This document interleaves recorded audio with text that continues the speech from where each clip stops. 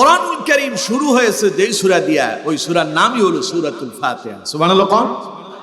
কোরআন শরীফ খুললে পরে সর্বপ্রথম যেই সূরাটা আসে ওই সূরার নাম কি? ফাতিহা।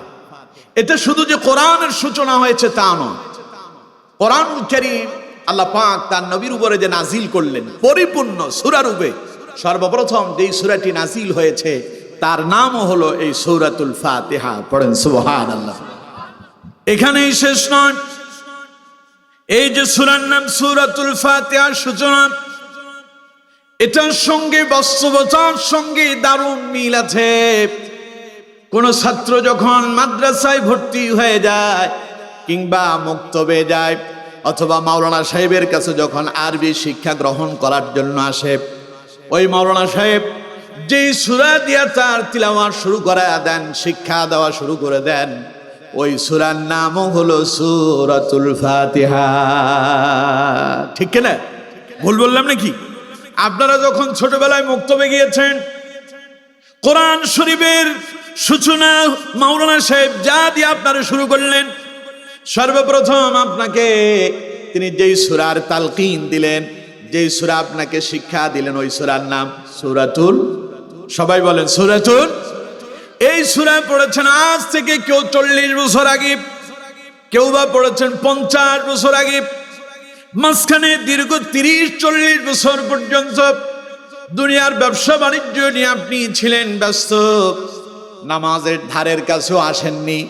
এখন ছেলে বিবাহ দিলেন, মেয়ে বিয়ে দিলেন, ছেলেকে বিবাহ করালেন, এখন আপনার চুল দাড়ি পেকে গেল, মনে হলো নামাজ পড়া আপনার জন্য প্রয়োজন। আপনি যদি নামাজ না পড়েন লোকে আপনার কি বলবে, এই কথা চিন্তা করে কেউ বা মনে করে শেষ বেলায় যদি নামাজ কালাম না পড়ি লোকজন কি বলবে। জীবনের 30-40 বছর পর্যন্ত নামাজের ধারের কাছে যায় নাই। এখন তিনি চিন্তা করলেন নামাজ পড়তে হবে, মসজিদে গেলেন। মসজিদে গিয়া ওযু করে যখন নামাজে দাঁড়ায় গেলেন, 40 বছর আগের পুরনো ক্যাসেট, 40 বছর আগে যেই সূরা ফাতিহা পড়েছেন, আল্লাহু আকবার বলে যখন নামাজে ঢুকে গেলেন, শুরু করলেন আলহামদুলিল্লাহি রাব্বিল আলামিন আর রহমানির রহিম মালিকি ইয়াউমিদ্দিন। আল্লাহু আকবার তিলাওয়াত শুরু করছেন, একটা আয়াতের পরে একটা আয়াত আসতেছে।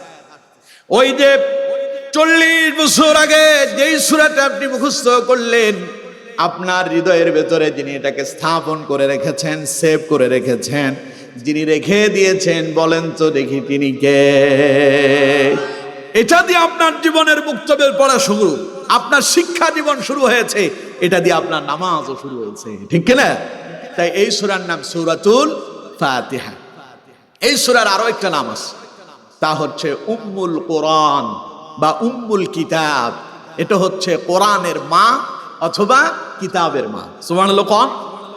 গোটা কোরআনুল কারীমের ভেতরে যত কথা আছে আল্লাহ রাব্বুল আলামিন সার সংক্ষেপ কোরআনের সমস্ত কথাগুলোকে ছোট্ট আকারে নোট করে কোট করে সার সংক্ষেপ হিসেবে আল্লাহ পাক এই সূরার ভেতরে সব কথাগুলো ঢুকিয়ে দিয়েছেন। পড়েন সুবহানাল্লাহ। গোটা কোরআনে যা আছে, গোটা কোরআনে যা আছে সব কথাগুলো এই সূরার ভেতরে আছে। কোরআনটা হচ্ছে এই সূরার ব্যাখ্যা। সুবহানাল্লাহ পড়েন। মায়ের পেটে কে থাকে? সন্তান। মায়ের পেটে কি থাকে? সন্তান থাকে। এই সন্তান যে মায়ের পেটে আছে, এটা কি প্রথমে কি দেখা যায়? কথা কয় না, দেখা যায়।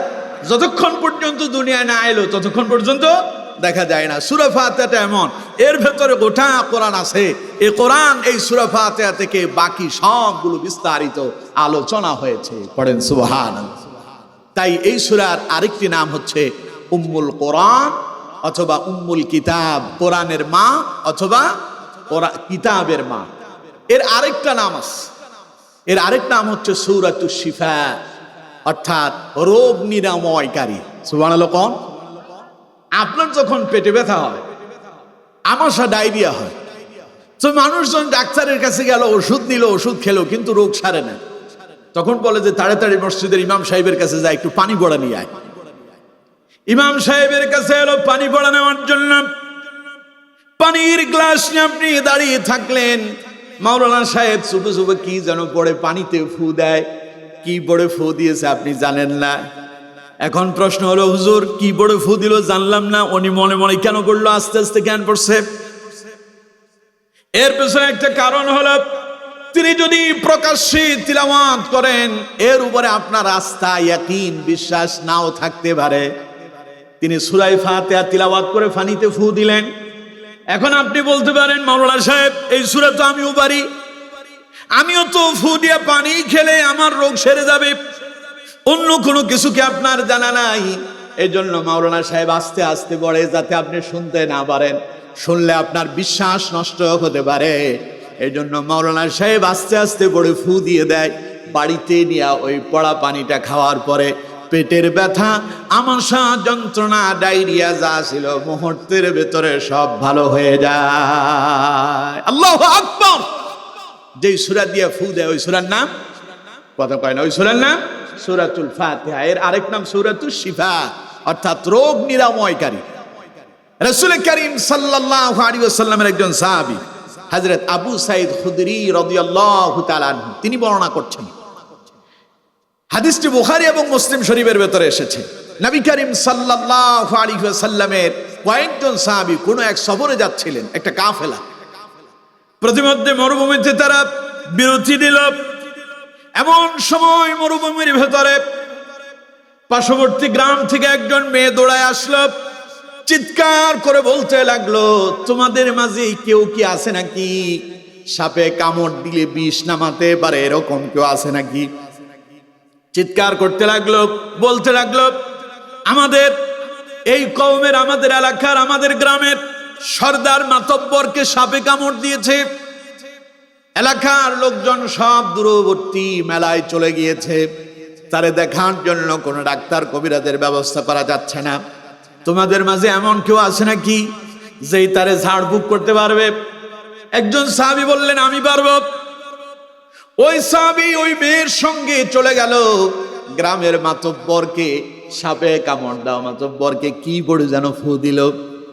রাসূলুল্লাহর হাদিসের ভেতরে এসেছে, বুখারীর এবং মুসলিমের ভেতরে এসেছে, ওই সাহাবী ফু দেওয়ার সঙ্গে সঙ্গে বিষক্রিয়া নষ্ট হয়ে গেল।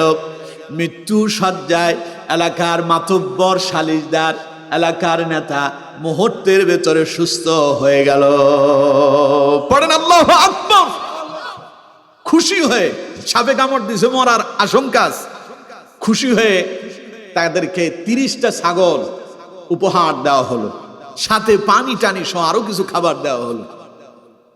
সাহাবী এগুলো সঙ্গে নিয়ে এলেন, কাফেলার সঙ্গে মিলিত হলো। কাফেলার অন্য অন্য সাহাবীরা জিজ্ঞাসা করলো, এই সমস্ত ছাগল আর পানি পাইলা কই? সাহাবী জবাব দিলেন, ওই যে গেলাম সাপে কামড় দেওয়া মানুষটারে ঝাড়ফুঁক করার জন্য, ওরা আমি ঝাড়ফুঁক করছি, বিনিময় আমাদেরকে উপহার দিয়েছেন, কারণ তিনি সুস্থ হয়েছেন। সাহাবীরা জিজ্ঞাসা করলো, কি পড়েছো তুমি? কয় যে আমি তো কিছুই জানি না, আমি ফাতিহাতুল কিতাব, ফাতিহাতুল কোরআন, কোরআনের প্রথম সূচনা সূরা, সূরায়ে ফাতিহা পড়ে ফু দিলাম, এতেই তার বিষক্রিয়া ভালো হয়ে গেল। সাহাবায়ে কেরাম বললেন, ঠিক আছে, তোমারে যে তারা ছাগল দিল, আমরা এটা এখন খাবো না। মদিনায় ফিরে গেলে রাসূলুল্লাহকে জিজ্ঞাসা করব, এরপরে আমরা এটা গ্রহণ করব। সাহাবায়ে কেরাম ফিরে এলেন মদিনায়। মদিনায় আসার পরে সমস্ত ঘটনা রাসূলুল্লাহকে খুলে বললেন। নবীজি সাল্লাল্লাহু আলাইহি ওয়াসাল্লাম সাহাবীকে জিজ্ঞাসা করলেন, সাহাবী তুমি কি পড়ে তারে ফু দিয়েছ? সাহাবী বললেন, হুজুর আমি তো কোনো মন্ত্রতন্ত্র জানি না, আমি কোরআনের সূরা ফাতিহা পড়ে তারে ফু দিলাম। নবীজি বললেন, আমার সাহাবীরে, এটা যে সূরাতুশ শিফা, এটা যে রোগ নিরাময়কারী, তা তুমি জানলে কি করে? পড়েন আল্লাহু আকবার।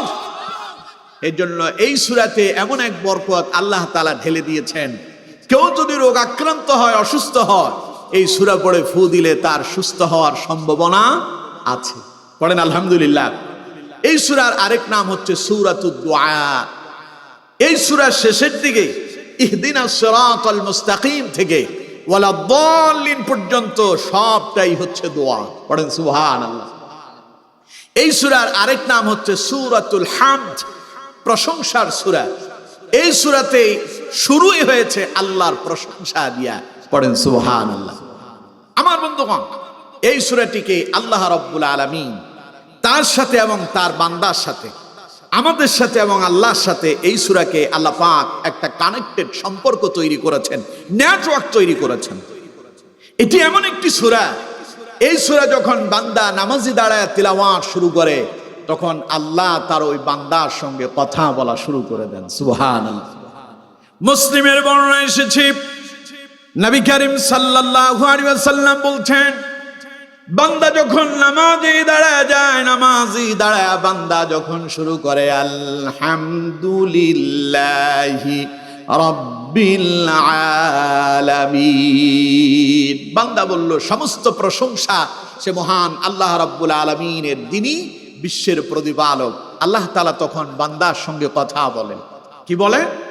নবীজি বলছেন, আল্লাহ তখন তার ওই বান্দাকে বলেন, হামিদানি আব্দি, বান্দারে তুই তো আমার প্রশংসা করলি। বলেন সুবহানাল্লাহ। আমাদের সেই কান নাই, আমরা শুনতে পাই না। আমাদের সেই চোখ নাই, আমরা দেখতে পাই না। বান্দা যখন পড়ে আলহামদুলিল্লাহি রাব্বিল আলামিন, আল্লাহ পাক বলেন হামিদানি আব্দি, আমার বান্দা তুই তো আমার প্রশংসা করলি, আর কি বলতে চাস? এবার আমরা পড়লাম আর রহমানির রহিম, আল্লাহ পাক বলেন আসনা আলাইয়া আব্দি, আমার বান্দা আমার মহত্বের কথা বলেছে, আমার বড়ত্বের ঘোষণা দিয়েছে, আমার বান্দা আমার গুণগান করলো। এরপরে আল্লাহ পাক তার বান্দা কি বলেন, আমার বান্দারে তুই আর কি বলতে চাস? এবার আমরা বলি মালিকি ইয়াউমিদ্দিন,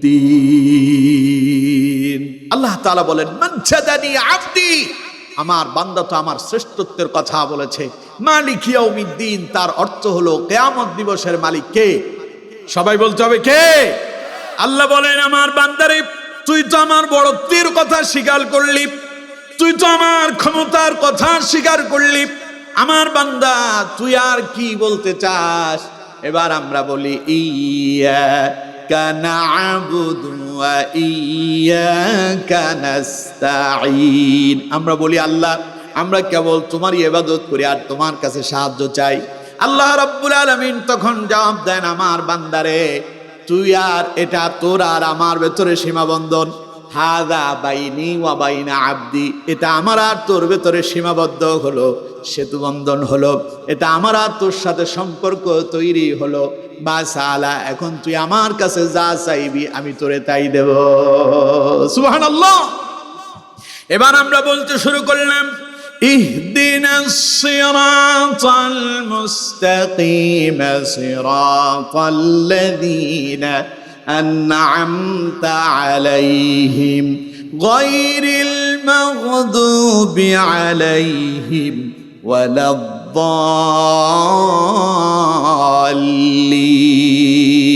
পড়েন আমিন। আমিন কেন বললেন তা একটু পরে বলবেন।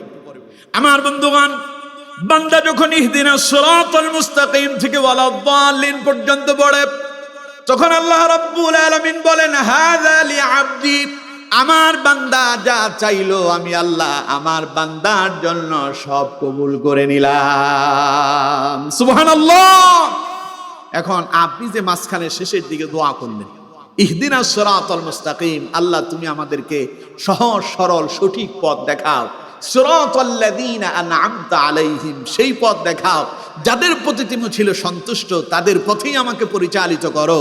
গায়রিল মাগদুবি আলাইহিম ওয়ালাদ দাল্লিন, তাদের পথে নয় যারা ছিল গোমরাহি পথভ্রষ্ট, যাদের উপরে এসেছিল তোমার গজব অভিশাপ, তাদের পথে আমাকে পরিচালিত করো না। বান্দা যখন নামাজের ভেতরে বলে ওয়ালাদ দাল্লিন, আল্লাহ রাব্বুল আলামিনের প্রিয় নবী বিশ্ব নবী বলেছেন আসমানে একদল ফেরেশতা তখন বলে আমিন। কি বলে? আমিন। এজন্য রাসূলুল্লাহ বলেছেন ইমাম সাহেব যখন নামাজের ভেতরে সূরা ফাতিহা শেষ করে বলবে ওয়ালাদ দাল্লিন, তখন তোমরা পড়ো আমিন, কারণ তোমাদের আমিন আর আসমানের ফেরেশতার আমিনের সঙ্গে যদি মিলে যায় পূর্বের জীবনের সব গুনাহগুলো মাফ হয়ে যাবে। সুবহানাল্লাহ। আমার বন্ধুগণ, এখন আমার দেশে আমিন নিয়েও মারামারি আছে। আপনাদের বগুড়ায় আছে কিনা আমি জানি না, আমিনকে আসতে বলবো না জোরে বলবো, এই নিয়ে মারামারি আমাদের দেশে আছে না? আছে, ফারাফারি আছে। কেউ কয় আমিন জোরে বলতেই হবে, কেউ কয় যে আমিন জোরে বলা যাবে না। আমার বন্ধুগণ, আমিন জোরে বলেন আর আসতে বলেন, আল্লাহ শুনবে না? আসতে বললে কি আল্লাহ শোনে না? আপনি গোপনে গোপনে যা করেন মনে হয় আল্লাহ তা দেখে না, দেখে না?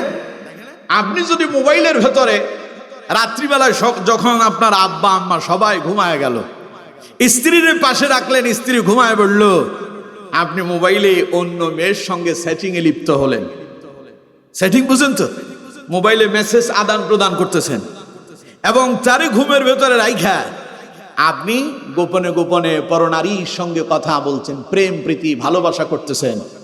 আপনার বাবু জানে না, মাও জানে না, আপনার স্ত্রীও জানে না, কিংবা স্বামী থাকে বিদেশে, স্ত্রীকে একটা স্মার্টফোন কিনে দিয়েছে, মাঝে মধ্যে স্ত্রীর সঙ্গে কথা বলবে বলে এখন স্ত্রী স্বামীকে বিদেশ থাকা অবস্থায় একটা গোল খাওয়ায় দিচ্ছে, স্বামীর সঙ্গে কথা বলছে বলে পর পুরুষের সঙ্গে মোবাইলে সেটিং এ ডেটিং এ লিপ্ত হয়, মোবাইলে কথা বলে, মনে করে তো কেউ জানে না, কেউ দেখে না। আচ্ছা কোন তো দেখি, যা কেউ দেখে না, কেউ জানে না, কেউ শোনে না, যিনি শোনেন তিনি কে? চিল্লায় বলতে হবে তিনি কে? আল্লাহ হচ্ছেন হুয়াস সামিউল বাসীর, আল্লাহ হচ্ছেন হুয়াল লাতীফুল খাবীর। তিনি সব দেখেন, সব শোনেন, সকল বিষয়ের খবর তিনি রাখেন। সুতরাং বন্ধুগণ আমার, এবার আপনি দিনের আলোতে করেন আর রাতের আধারে করেন, দরজা খুলে করেন আর দরজা বন্ধ করে অন্যায় অপরাধ করেন, যেভাবে আপনি করেন না কেন আল্লাহর চোখে আপনি ফাঁকি দিতে পারবেন না। আপনি অন্তরে অন্তরে কি পরিকল্পনা করতেছেন তাও আল্লাহ জানে কি জানে না? অন্তরে অন্তরে কি চিন্তা করতেছেন আল্লাহ সেটাও জানে। সুতরাং বন্ধুগণ আমার, আমিন কি আসতে বলবো না জোরে বলবো, এই নিয়ে মারামারি করার কোনো প্রয়োজন নাই। যেখানে আসতে বলে আপনি সেখানে আসতে বলেন, যেখানে জোরে বলে আপনি সেখানে জোরে বলেন। জোরে না বললে অসুবিধা হবে না, আসতে না বললে অসুবিধা হবে না। বলাটা মুস্তাহাব, বললে সওয়াব আছে, আর না বললে গুনাহ হবে না, নামাজও নষ্ট হবে না। বুঝতেছেন? আমাদের দেশে এইরকম ঝুমকো বিষয় নিয়ে, মুস্তাহাব বিষয় নিয়ে মারামারি। আচ্ছা, আমার দেশে নামাজ 5 ওয়াক্ত, কেউ কি আজ পর্যন্ত বলছে না 5 ওয়াক্ত ফরজ না 4 ওয়াক্ত ফরজ? বলছে কেউ? আচ্ছা, কেউ যদি বলে জোহরের নামাজ 4 রাকাত ফরজ না 2 রাকাত ফরজ, আপনারা মানবেন? এই পর্যন্ত এই কথা কেউ বলছে? কোরআনে পারা আছে কতটা? 30 পারা। কেউ কি বলছে আজ পর্যন্ত কোরআনের 29 পারা মানি, একটা পারা মানি না? বলছে? কোরআনের সূরা আছে 114টা, আজ পর্যন্ত কেউ বলছে যে কোরআনের 114 সূরা মানি না, আমি 100টা মানি, বাকি 14টা বাদ? বলছে কেউ? তার মানে ফরজ বিষয় আমরা সবাই এক। কেউ বলেন আমরা রাসূলুল্লাহকে শেষ নবী বলে মানি না। যারা রাসূলুল্লাহর শেষ নবী বলে মানে না, স্বীকার করে না, তাদেরকে আমরা বলি কাদিয়ানি, আর কাদিয়ানিরা স্পষ্ট হলো কাফের। ঠিক না? তো আমরা আল্লাহরে মানি, জানি আল্লাহ একজন আছেন, মুহাম্মদ সাল্লাল্লাহু আলাইহি সাল্লাম তিনি আমাদের রাসূল, তাও আমরা মানি। গোটা কোরআনের 30 পারা নিয়ে আমাদের কোনো মতনৈক্য নাই। নামাজ 5 ওয়াক্ত ফরজ, এই নিয়ে আমাদের কোনো মতভেদ নাই। এরপরে প্রতি ওয়াক্তে কয় রাকাত নামাজ ফরজ, এই নিয়ে আমাদের কোনো মতভেদ নাই। বাড়াবাড়ি মারামারি শুধু এক জায়গায়, যা হলো মুস্তাহাব নফল নিয়ে। আমরা হাত কি বুকে বাঁধবো না নাভির উপরে বাঁধবো, নাকি আমরা হাত ছেড়ে দেবো, এই নিয়ে মারামারি আমাদের দেশে আছে না নাই? একজনকে নামাজই পড়বো না, কেন পড়বো না? মসজিদে খালি কি হাত কি নাভির উপরে বাঁধবো না বুকের উপরে বাঁধবো, এই নিয়ে মারামারি চলতেছে। তো এর চাইতে নামাজ না পড়াই ভালো, আমি কোনো দলেই নেই। এখন কন তো দেখি, এই যে আমরা নিজেরা ফিতনা ফাসাদ করলাম, একটা লোকের মসজিদ থেকে বের করে দিলাম। আমার বন্ধুগণ, প্রিয় ভাই সাহেব, নামাজ হচ্ছে এমন একটি ইবাদত, রাসূল করিম সাল্লাল্লাহু আলাইহি ওয়াসাল্লাম তিনি নাভির উপরে হাত বেঁধেছেন, এটার ব্যাপারে হাদিস আছে। বুকের উপরে বাঁধছে, তারও হাদিস আছে। এবং অসুস্থ অবস্থায় নবীজি হাত ছেড়ে দিয়ে নামাজ পড়েছেন, তারও হাদিস আছে। পৃথিবীতে এই 3টা হাদিসের আমল চলছে। সুতরাং ছেড়ে দিয়া যদি কেউ যদি নামাজ পড়ে, তারও নামাজ হয়ে যাবে। আপনারা যারা হজ করেছেন, ওমরা করেছেন, এরকম কেউ আছেন এখানে? হজ ওমরা করছেন কেউ আছেন? আপনি আছেন নাকি? হজ ওমরা করতে গিয়ে আমরা যখন হাজী সাহেবরা যখন নামাজ পড়ার জন্য কাবার প্রান্তরে দাঁড়ায়, মদিনাতে যখন মসজিদে নববীতে দাঁড়ায়, দেখবেন পাশে একজন দাঁড়ায় আছে, আমরা সবাই আল্লাহু আকবার বলে হাত বাঁধছি, তিনি ছাড়ে দিয়ে দাঁড়ায় আছে। আমরা বেঁধেছি হাত নাভির উপরে, দেখা যাচ্ছে যে আমার পাশে একজন বুকের উপরে বাঁধে দাঁড়ায় আছে।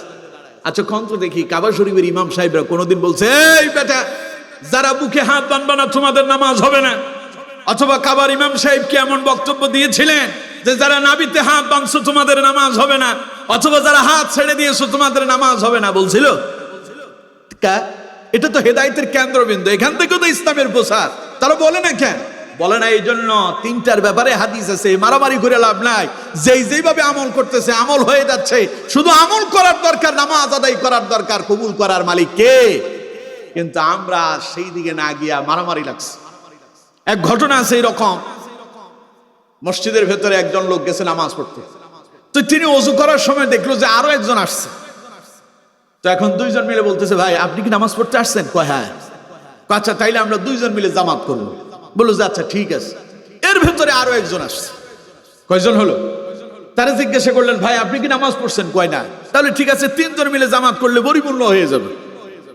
মসজিদের ভেতরে ঢুকে নামাজ শুরু করলেন তারা। একজন বললো যে ভাই যাও তুমি নামাজের ইমামতি করো। যিনি সামনে গেলেন আল্লাহু আকবার বলে নাভির উপরে হাত বেঁধে নামাজ শুরু করছে। পেছনে দুইজনের একজন কিন্তু বুকের উপরে হাত বাঁধার পক্ষে, তিনি বললেন যে এইভাবে তো নামাজ চলতে পারে না। পেছনে যিনি আছেন বুকের উপরে হাত বাঁধার পক্ষে, তিনি ইমাম সাহেব রে ধরে টান মেরে পেছনে নিয়ে আসলেন, বললেন বেটা এই রকম নামাজ আমি পড়বো না, ইমামতি আমি করব। কেন তুমি করবা? এই জন্য আমি ইমামতি করব কারণ আমি বুকে হাত বাঁধার পক্ষে, নাভিতে হাত বাঁধার পক্ষে আমি না। সুতরাং তুমি পেছনে আসো, ইমামতি আমি করব। এবার সে আল্লাহু আকবার বলে সামনে গিয়া বুকের উপরে হাত বেঁধে নামাজ শুরু করছে। এমন সময় তিনি যখন সূরা ফাতিহা তিলাওয়াত করতেছেন, আরেকজন পেছনে যারা আছেন তাদের ভেতরে আরেকজন হাত ছেড়ে দেওয়ার পক্ষে, উনি হাতই বাঁধলেন না। উনি পেছন থেকে তারে ধরে বললেন এই বেটা পেছনে আয়। কি হয়েছে? কি সমস্যা? আমি তোমার মতো নামাজের পক্ষে না, আমি হাত ছেড়ে দেওয়ার পক্ষে, ইমামতি আমি করব। উনি সামনে গিয়ে আল্লাহু আকবার বলে নামাজ শুরু করলেন হাত ছেড়ে দিয়া। এবার পেছনের দুইজন বলতেছে আমরা একজন তো নাভির উপরে হাত বাঁধার পক্ষে ছিলাম, আরেকজন বুকের উপরে হাত বাঁধার পক্ষে ছিলাম, কিন্তু সামনে যে ইমামতি করতেছে ও তো হাতই বাঁধে না, সুতরাং তার পেছনে নামাজ পড়বো না। লাগছে এবার তিনটা মিলে ঝগড়া। রাস্তা দিয়ে একজন লোক যাচ্ছে মসজিদের পাশ দিয়ে, মসজিদের ভেতরে এত ঝগড়া কিসের রে? যায় দেখে যে তিনজন লোক একজন আরেকজনের সাথে ঝগড়ায় লিপ্ত। আইসা জিজ্ঞাসা করলো তোমরা এত ঝগড়াঝাটি করতেছো কে? ঝগড়া করি ভাই আপনি একটু মিটায় দেন। একজন বললো যে ভাই আমি গেলাম ইমামতি করার জন্য, আমি নাভির উপরে হাত বাঁধা নামাজ শুরু করছি, পেছনের লোক আমার টান মেরে বের করে পেছনে এনে দিয়ে তিনি সামনে গিয়ে বুকের উপরে হাত বেঁধে নামাজ শুরু করছে। উনি বলেছেন আমি নাকি নামাজ পড়াই দিছি, নামাজ হবে না। এখন তিনি সামনে গিয়ে যাই হোক যা শুরু করছে, এখন পেছনে আরেকজন বলতেছে ভাই বুকের উপরে হাত বাঁধার পক্ষে আমি না, ওনারে টান মেরে পেছনে এনে উনি হাত ছেড়ে দিয়ে শুরু করছে। এখন আমরা করবো কি? আমরা দুইজন তো হাত বাঁধি, উনি তো বাঁধেই না। তাই এখন আমাদের ভিতরে ঝগড়া হচ্ছে, আপনি একটু মিটায় দেন। তখন তৃতীয় ব্যক্তি বলল ভাই তোমরা একজন নাভিতে হাত বেঁধেছ, আরেকজন বুকের উপরে হাত বেঁধেছ, আরেকজন ছেড়ে দিয়া নামাজ পড়তেছ, তোমাদের তিনজনের নামাজই হয়ে যাচ্ছে, কোনো অসুবিধা নাই। কিন্তু সমস্যা এক জায়গায়, বুকের উপরে হাত বাঁধা, নাভিতে হাত বাঁধা, ছেড়ে দেওয়া নামাজ, হাত ছেড়ে দিয়া নামাজ পড়া, এগুলো কোনোটাই ফরজ নয়। বরং রাসূলুল্লাহ সব নবীদের আমল হলো তারা যখনই নামাজে দাঁড়াতেন বাম হাতের উপরে ডান হাত রেখে তারা নামাজ আদায় করতেন। সুতরাং বাম হাতের উপরে ডান হাত রেখে নামাজ আদায় করলেই নামাজ হয়ে যাবে। তোমরা ঠুনকো বিষয় নিয়ে, একটা মুস্তাহাব বিষয় নিয়ে মারামারি করতেছ। তোমাদের এই মারামারির কারণে আজ মসজিদের মতো পবিত্র জায়গাতেও অপবিত্রতা দেখা দিয়েছে, ঠিক কিনা? আজ আমরা আমিন কি আসতে বলবো না জোরে বলবো? হাত কি নাভির উপরে বাঁধবো না বুকের উপরে বাঁধবো, না আমরা মাথার উপরে বাঁধবো? এই নিয়ে লাগছে মারামারি। এইদিকে আমরা যখন এইগুলো নিয়ে মারামারি করতেছি, আর অন্যদিকে নাস্তিক মুরতাদেরা ইসলামটাকে জবাই করে দেওয়ার জন্য, বাংলাদেশ থেকে ইসলামকে নির্মূল করে দেওয়ার জন্য ষড়যন্ত্র আর চক্রান্তে লিপ্ত হয়েছে, ঠিক কিনা? আমরা হাত বাঁধা নিয়ে আমরা আমিন আসতে বলবো না জোরে বলবো, আমরা দাঁড়ায় মিলাদ পড়বো না পয়সা পড়বো, আমরা কি আল্লাহুম্মা সাল্লি আলা পড়বো না, এটা ছেড়ে দেব। এই নিয়ে যখন আমাদের ভিতরে দলাদলি শুরু হয়েছে, অন্যদিকে নাস্তিকেরা আমাদের দেশের, আমাদের ছাত্রদের, আমাদের মুসলমানদের সন্তানদের ইসলামিক বইয়ের ভেতরে ঢুকায় দিল শরীফ আর শরীফা। অর্থাৎ কেউ যদি চায় তাহলে শরীফ থেকে শরীফা হইতে পারে, পুরুষ নিজের নারী দাবি করতে পারে। অর্থাৎ সমকামিতার দিকে আমাদেরকে তারা ধাবিত করেছে, ঠিক কিনা? সুতরাং বন্ধুগণ আমার, এই জন্য আমিনকে আসতে বলবো না, জোরে বলবো। এই নিয়ে মারামারি করার কোনো সুযোগ নাই। হাত নাবিতে বাঁধবো না, বুকে বাঁধবো, এই নিয়ে মারামারি করার কোনো সুযোগ নাই। আমাদেরকে মনে রাখতে হবে ফরজ ইবাদত গুলো যেন আমরা সঠিকভাবে আদায় করতে পারি। মুস্তাহাব বিষয় নিয়ে মতানৈক্য সাহাবীদের মাঝেও ছিল, তাবিঈনদের মাঝেও ছিল, আলেমদের মাঝে ছিল। কেউ কারোরে কাফের বলে ফতোয়া দেয় নাই। সুতরাং কাদা ছড়াছড়ি বন্ধ করতে হবে। হাদিসের সঙ্গে মিললেই তার উপর আমল করে যেতে হবে। পারবো তো ইনশাআল্লাহ? তো সুতরাং আপনি যখন মাওলানা সাহেব নামাজের ভিতরে পড়বে ওয়ালা দাল্লিন, ইমাম সাহেব যখন সূরা ফাতিহা শেষ করবে, আপনি আপনার জায়গা থেকে যদি বলেন আমিন, আল্লাহ শুনবে না? কথা কয় না, শুনবে না? একেবারে জোরেও না, আসতেও না, মাঝামাঝিতে থাকেন আপনি। আমি এটার পক্ষে। আমি একেবারে জোরে আমিন বলে চিৎকারও মারি না, আবার একেবারে এভাবে বলি না, মাঝামাঝিতে আছে। এতে কারো অসুবিধাও হইল না, আমারও আওয়াজটাও ঠিক মতো বের হলো। আমার আল্লাহর কাছে এটা যদি মঞ্জুর হয়, এটাই আমার জন্য কল্যাণকর হয়ে গেল, ঠিক কিনা? এর জন্য আমার বন্ধুগণ, যখন সূরা ফাতিহা শেষ হয়, আকাশের ফেরেশতারা আমিন বলে। জমিনে যদি ইমাম সাহেবের পেছনে দাঁড়ানো লোকেরাও যদি আমিন বলে, নবীজি বলছেন আমিনের সাথে আর ফেরেশতার আমিনের সাথে যদি মিলে যায়, আল্লাহ তাআলা তার পূর্বের জীবনের সব গুনাহ মাফ করে দেন। পড়েন সুবহানাল্লাহ। এই সূরার ফজিলত কম না বেশি? কথা বলতে হবে, কম না বেশি? প্রতিদিন পড়তেছেন নামাজে দাঁড়ায়, কিন্তু কি যে পড়তেছেন জানেন না। অথচ আপনি নামাজে দাঁড়ায় সূরা ফাতিহা যখন শুরু করেন, আপনার প্রত্যেকটা আয়াত তিলাওয়াত যখন শেষ হয়ে যায়, আপনার সঙ্গে যিনি জবাব দিয়ে কথা বলেন তিনি কে? আল্লাহু আকবার। আমাদের সেই কান নাই, আমরা শুনতে পাই না। এর জন্য বন্ধুগণ আমার, নামাজের ভেতরে যখন সূরা ফাতিহা তিলাওয়াত করবেন, ভেঙে ভেঙে আস্তে আস্তে করে তিলাওয়াত করবেন, যাতে করে আল্লাহর সঙ্গে আপনার একটা সম্পর্ক, নেটওয়ার্ক যেন স্থাপন থাকে। আপনি আল্লাহর সঙ্গে কথা বলবেন, আল্লাহ আপনার সঙ্গে কথা বলবে। এর জন্য রাসূলুল্লাহ বলেছেন আস-সালাতু মিরাজুল মুমিনিন, নামাজ হচ্ছে মুমিনের জন্য মেরাজ। সুবহানাল্লাহ পড়ে। রাসূল করিম সাল্লাল্লাহু আলাইহি ওয়াসাল্লাম মেরাজ করার জন্য আসমান পর্যন্ত গিয়েছেন, আল্লাহ তাকে আসমানে নিয়েছেন।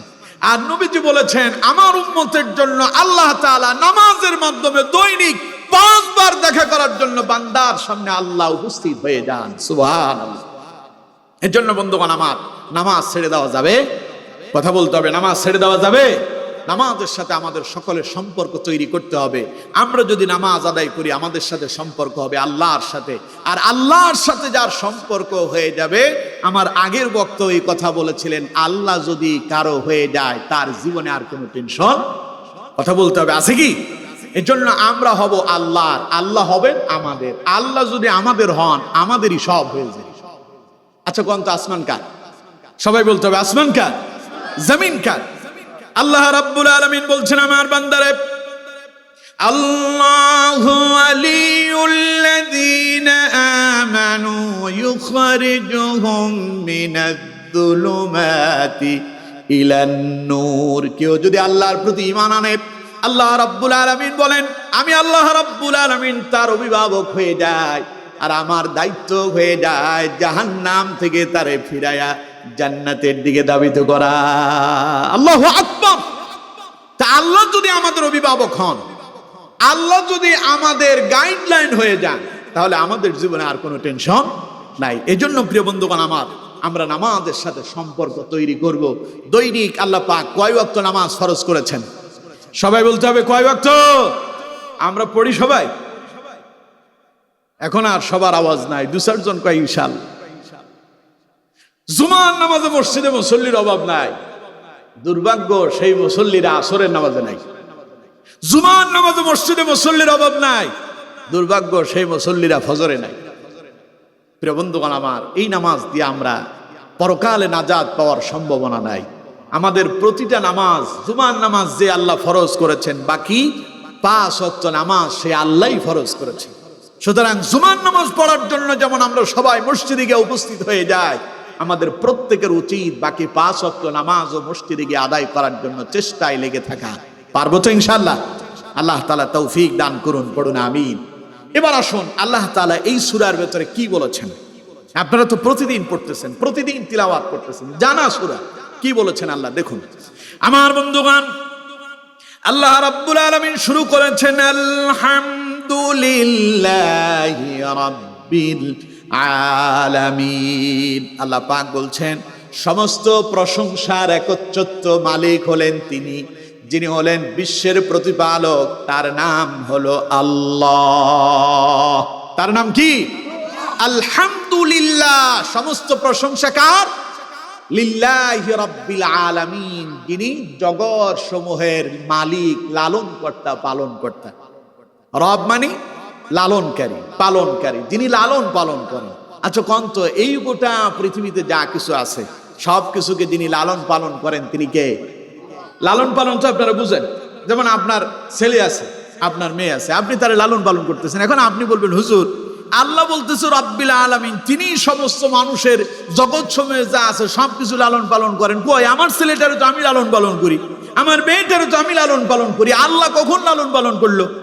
এরকম প্রশ্ন আছে না? কথা কয় না, আছে না নাই? আচ্ছা বুঝলাম, আপনি আপনার সন্তানের লালন পালন করতেছেন, কিন্তু আপনার সন্তান যখন মায়ের গর্ভের ভিতরে ছিল ওই 10 মাস পর্যন্ত আপনি তো সন্তানের জন্য কোনোদিন একটা ফিটার কিনে আনেন নাই, কোনোদিন একটা দুধ কিনে আনেন নাই, ফল কিনে আনেন নাই, সন্তানের অসুস্থতার জন্য কোনো ওষুধের ব্যবস্থা করেন নাই। তাহলে মায়ের পেটের ভেতরে এই সন্তানরে যিনি লালন পালন করলেন, কন্ত দেখি তিনি কে? সেই আল্লাহ যদি মায়ের গর্ভের ভিতরে আপনাকে যদি লালন পালন না করতেন, সে আল্লাহ যদি মায়ের গর্ভের ভেতরে আপনাকে দেখাশোনা না করতেন, তাহলে আপনি দুনিয়ার মুখ দেখতে পেতেন নাকি? দুনিয়া আসতে পারতেন নাকি? তাহলে কন্ত দেখি যিনি লালন পালন করলেন তিনি কে? আল্লাহ বলছেন রব্বিল আলামিন, জগৎ সমূহে যা আছে, আসমান এবং জমিনের ভিতরে যা আছে, আমি সব কিছুর লালন পালনকারী। আচ্ছা এখন আপনি আপনার সন্তানের ব্যাপারে বললেন হুজুর আমি লালন পালন করলাম। আচ্ছা যদি আপনি আপনার সন্তানের ব্যাপারে বললেন তা মেনে নিলাম, কিন্তু সমুদ্রের ভেতরে যে বিশাল বিশাল মাছগুলো, তিমি মাছ, ডলফিন আছে না, এক একটা এত বিশাল, এক একটার খাবার কোনোটার দৈনিক 1-2 মণ খাবার তার প্রয়োজন হয়। এগুলোর খাবার কি আপনারা কেউ দিয়েছেন? কে দেন? সমুদ্র বাদ দেন, আপনারা যে বন জঙ্গল আছে সেগুলোর দিকে একটু তাকান। আমাদের দেশের সুন্দরবনে বাঘ, সিংহ আছে না নাই? আচ্ছা বাঘ আর সিংহের সামনে যদি কোনো মানুষ পড়ে, বাঘ কি তারে আস্ত ছাড়বে না গিলে খাবে? তার মানে তার চাহিদা হলো এই, গোশত খেতে সে খুব পছন্দ করে, আর তার সবচাইতে পছন্দের খাবারের নাম হলো হরিণ। হরিণ পেলেই বাঘ এবং সিংহ তা শিকার করে।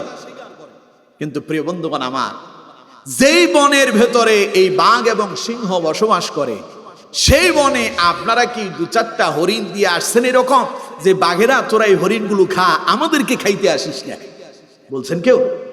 তাহলে ওই বাঘের জন্য ওই বনের ভেতরে যিনি খাবারের বন্দোবস্ত করে আপনাকে নিরাপদে রেখেছেন তিনি কে?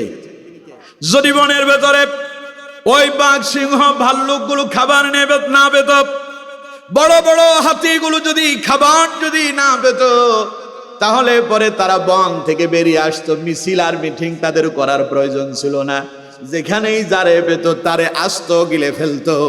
আল্লাহ রাব্বুল আলামিন ওইগুলোর জন্য আলাদা আলাদা খাবারের ব্যবস্থা করলেন, সেখান থেকে তারা রিজিক গ্রহণ করে। এই জন্য মানুষের উপরে তারা কোনো আক্রমণ করে না। তার মানে বোঝা যায় বনের ভেতরে পিপিলিকা থেকে শুরু করে হাতি পর্যন্ত যত জানোয়ার, জন্তু জানোয়ার, যত কীট পতঙ্গ আছে, এই সবগুলোর খাবারের ব্যবস্থা যিনি করে দেন তিনি কে? এই জন্য আমার বন্ধুগণ, এই সব কিছুকে আল্লাহ রাব্বুল আলামিন যেহেতু খাবার দেন, তিনি যেহেতু লালন পালন করেন, এই জন্য আল্লাহ পাক বলছেন আলহামদুলিল্লাহি রাব্বিল আলামিন। সমস্ত প্রশংসার একচ্ছত্র মালিক হলেন তিনি, যিনি তোমাদের সকলের রব, যিনি আসমান জমিনের রব, যিনি মানব দানব কীট পতঙ্গের রব, এই সব কিছুকে যিনি লালন পালন করেন, একমাত্র শুধুমাত্র প্রশংসা পাওয়ার অধিকার তিনি, ঠিক কিনা? এজন্য সব সময় প্রশংসা কার করব? চিল্লায় বলতে হবে, প্রশংসা করব কার? বান্দা যদি আল্লাহর প্রশংসা করে, প্রশংসার নিয়ম পদ্ধতি আল্লাহ তাআলা শিখায়া দিলেন কেমনে প্রশংসা করবেন। আল্লাহ রাব্বুল আলামিন কোরআনের শুরুতে আপনাকে শিখায়া দিচ্ছে, বান্দা আমার প্রশংসাটা এইভাবে করো, আলহামদুলিল্লাহি রাব্বিল আলামিন। পড়েন আল্লাহু আকবার। যেখানেই থাকেন, যে অবস্থায় থাকেন, সুখে থাকেন আর দুঃখে থাকেন, সর্ব অবস্থায় আলহামদুলিল্লাহ। সর্ব অবস্থায় কি পারবেন তো? এটা অসুস্থ আছেন, আপনারা জিজ্ঞাসা করা হলো ভাই কেমন আছেন, আগে বলবেন আলহামদুলিল্লাহ, আল্লাহর প্রশংসা, যেমন আছি ভালো আছি। আপনি যদি বলেন, কেউ জিজ্ঞাসা করলো ভাই কেমন আছেন, আপনি বলতেছেন যাই রে ভাই বলিস না, গত কয়েকদিন যাবত জ্বরে আর বাঁচি না। আল্লাহ বলবে, বান্দা তুই তো আমার উপর অসন্তুষ্ট হয়েছিলি, এর আগে যে তোরে আমি আল্লাহ সুখে রাখছিলাম, তুই তো সুখের কথা ভুলে গেলি। সুতরাং আল্লাহ অসন্তুষ্ট হয়ে যান। এই জন্য আল্লাহ রাব্বুল আলামিন বলছেন, আমার বান্দারে তোমরা যদি আমার প্রশংসা করো, আমি আল্লাহ তোমাদের উপরে সন্তুষ্ট হয়ে যাব। আমার বন্ধুগণ, মুসলিমের বর্ণনায় এসেছে, নবী করিম সাল্লাল্লাহু আলাইহি ওয়াসাল্লাম বলছেন, ইন্নাল্লাহা লা ইয়ারদা আনিল আবদি আন ইয়াকুলুল উকলাতা ফায়াহমাদুহু আলাইহা ওয়া ইয়াশরাবুশ শারবাতা ফায়াহমাদুহু আলাইহা। যে ব্যক্তি খাওয়ার সময় আল্লাহর প্রশংসা করে, পান করার সময় আল্লাহর প্রশংসা করে, আল্লাহ পাক তার ওই বান্দার উপরে তিনি খুশি হয়ে যান। সুবহানাল্লাহ বাড়িতে যায় বলেন আর কি, আরো জোরে কোন সুবহানাল্লাহ। যখন খাচ্ছেন, ওটা পান্তা ভাত আর পেঁয়াজ হোক, আলুর ভর্তা আর কাঁচামরিচ হোক, যা আছে তাতে আলহামদুলিল্লাহ, খুশি হবেন কে? আপনি যখন এটা খাইয়া বলবেন আলহামদুলিল্লাহ, আল্লাহ তখন বলবে, আমার বান্দা এরকম খাইয়া আমার প্রশংসা করলো, আমি আল্লাহ তোমার নিয়ামত বাড়ায়া দিলাম, আমি আল্লাহ পরের বেলায় তোমারে গোশত, পোলাও, মুরগি দিয়ে তোমারে খাবারের ব্যবস্থা করে দেব। সুবহানাল্লাহ। এজন্য যতটুকুন যা আছে তাতে কি বলতে হবে? পারবো তো ইনশাল্লাহ? কথা বলে না, পারবো তো ইনশাল্লাহ? আপনি যদি আলহামদুলিল্লাহ বলেন, মুসলিমের আরেক বর্ণনায় এসেছে, নবী করিম সাল্লাল্লাহু আলাইহি ওয়াসাল্লাম বলছেন, আলহামদুলিল্লাহি তামলাউল মিজান। যারা পড়ে আলহামদুলিল্লাহ, কিয়ামতের দিন তাদের এই আলহামদুলিল্লাহকে আল্লাহ পাক মিজানের পাল্লা পরিপূর্ণ করে দেবেন। সুবহানাল্লাহ। মিজানের পাল্লা বুঝেন তো? দাড়ি পাল্লা। কোন পাল্লা? দাড়ি পাল্লা। এটা দিয়া যেমন মানুষ যেমন তার জিনিসকে ওজন করে, মাপে, কিয়ামতের দিন এইভাবে মানুষের আমলকে পরিমাপ করা হবে। ভালো কতটুকুন করছেন আর মন্দ কতটুকুন করছেন, তার হিসাব আল্লাহ রাব্বুল আলামিন আপনার থেকে নেবেন, মিজানের পাল্লায় দিয়ে তার ওজন করা হবে।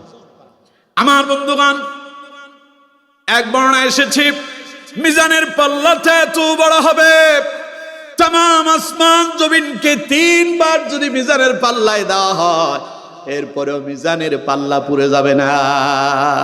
তার মানে কত বিশাল হবে, কত বড় হবে, চিন্তা করে।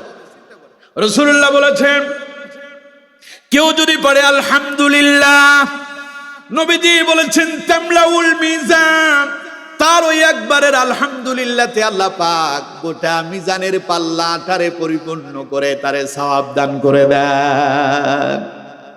আলহামদুলিল্লাহ পড়েন না? আবার পড়েন আলহামদুলিল্লাহ, জোরে পড়েন আলহামদুলিল্লাহ। এজন্য আমরা যখন ঘুমাইতে যাই তখন কি পড়ি? আলহামদুলিল্লাহ। আমরা যখন ঘুম থেকে উঠি তখন কি পড়ি? আলহামদুলিল্লাহিল্লাযী আহইয়ানা বা'দামা আমাতানা ওয়া ইলাইহিন নুশুর। পড়েন না আপনারা? খাওয়ার পরে কি পড়ি? আলহামদুলিল্লাহ। তার মানে সব কাজে আমরা প্রশংসা করব কার? তখন কিয়ামতের দিন যদি আমলের পাল্লা যদি হালকা হয়, ওই আলহামদুলিল্লাহ দ্বারা আল্লাহ তাআলা আপনার ওই আমলের পাল্লাটাকে তিনি পরিপূর্ণ করে দেবেন। সুবহানাল্লাহ। এজন্য আমার বন্ধুগণ, আল্লাহ শিখায় দিচ্ছে, আমার বান্দা শুরুই করলেন আলহামদুলিল্লাহি রাব্বিল আলামিন। আমার বান্দারে প্রশংসা করো সেই রবের যিনি জগৎ সমূহের প্রতিপালক, তিনি তোমাদের আল্লাহ। সুতরাং ওই আল্লাহর প্রশংসা করো। এবার আমরা যদি আল্লাহরে প্রশ্ন করি, আল্লাহ কেন তোমার প্রশংসা করব? তুমি তো বিশ্বের প্রতিপালক, আমাদের জন্য কি এমন করেছো? আল্লাহ রাব্বুল আলামিন জবাব দিচ্ছেন, প্রশংসা করবে এই জন্য আর রহমানির রহিম, কারণ আমি হচ্ছি পরম দয়ালু, অসীম দয়ালু। সুবহানাল্লাহ। কোন আর রহমান মানেও দয়ালু, আর আর রহিম শব্দের অর্থ দয়ালু। কিন্তু আমার বন্ধুগণ, আল্লাহ তাআলা দুইবার বললেন আর রহমান আর রহিম, আমি হলাম পরম দয়ালু এবং অসীম মেহেরবান। সুবহানাল্লাহ। কোন এই দুইটার ভেতরে একটা পার্থক্য আছে। উলামায়ে কেরাম বলেছেন, মুহাদ্দিসিনে কেরাম, মুফাসসিরিনে কেরাম এর ব্যাখ্যা করেছেন, আলহামদুলিল্লাহ রাব্বিল আলামিনের পরে আল্লাহ যে আর রহমানির রহিম বলেছেন, তা হলো এখানে রহমান এবং রহিম দুই জায়গার জন্য তিনি ব্যবহার করেছেন। একটা হচ্ছে দুনিয়ার জন্য, আরেকটা হলো পরকালের জন্য। দুনিয়ার জন্য আল্লাহ তাআলা ব্যাপকভাবে সবার জন্য হলেন আর রহমান, পরম দয়ালু।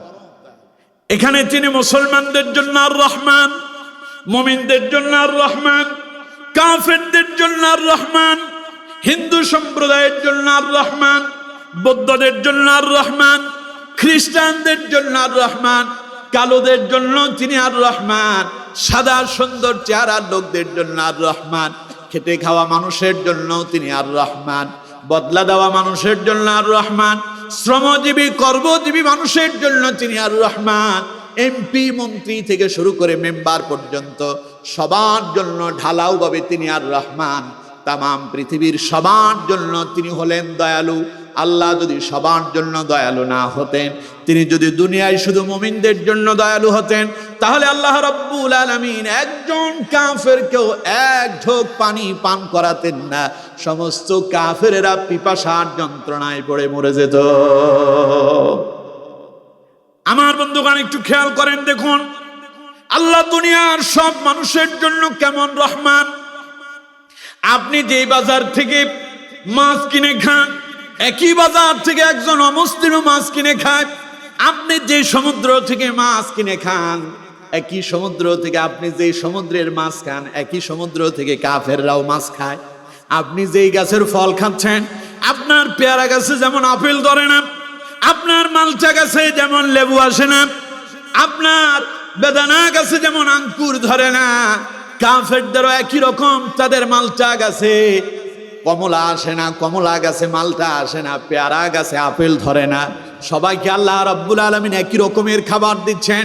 এই জন্য দিচ্ছেন, মুমিনদের জন্য খাবার যেটা, কাফেরদের জন্য খাবার একইটা। যদি তা না হতো, কিয়ামতের দিন কাফেরেরা আল্লাহর দরবারে অভিযোগ করে বলতো, আল্লাহ তুমি মুসলমানদেরকে, মুমিনদেরকে পছন্দ করছো, ভালোবেসেছো, তাদেরকে ভালো ভালো খাবার দিয়েছো, এই জন্য তারা তোমার ইবাদত করছে। আমাদেরকে ভালো ভালো খেতে দাও নাই, এই জন্য আমরা তোমার ইবাদত করতে পারি নাই। এই জন্য আল্লাহ রাব্বুল আলামিন বলেন আর রহমান, আমি সমগ্র বিশ্ব জগতের সকলের জন্য হলাম পরম দয়ালু। পড়েন আল্লাহু আকবার।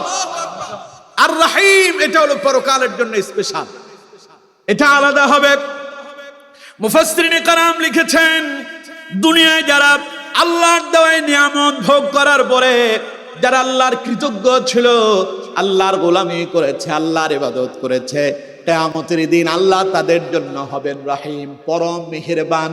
আল্লাহ পাক তার ওই বান্দাদের ভুলগুলো, অপরাধগুলোকে তিনি গোপন রেখে দিয়া আল্লাহ পাক দয়া করে তারে মাফ করে জান্নাত দিয়ে দেবে। আচ্ছা কোন তো, আমরা যে আমল করি, এই আমল দিয়ে জান্নাতে যাওয়া কি আমাদের পক্ষে সম্ভব? কথা বলতে হবে, সম্ভব? তা আল্লাহ তো জান্নাত বানালো মুমিনের জন্য, মুসলমানের জন্য।